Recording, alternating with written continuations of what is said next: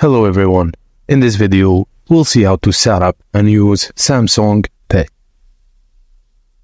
Ensure you have a compatible Samsung smartphone like Galaxy S6 or newer. Some Samsung wearables also support Samsung Pay. To start, open the Samsung Pay app. Find it on your Play Store and tap on the Get Started button. Select either iris, fingerprint scanning or PIN only. For PIN only, set up a 4-digit PIN by entering it twice for verification.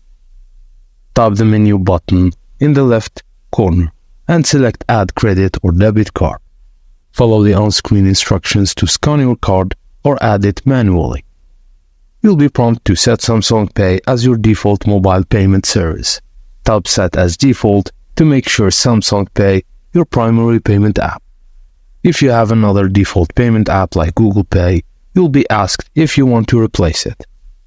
And that's it guys, thank you for watching and please don't forget to like and subscribe for more.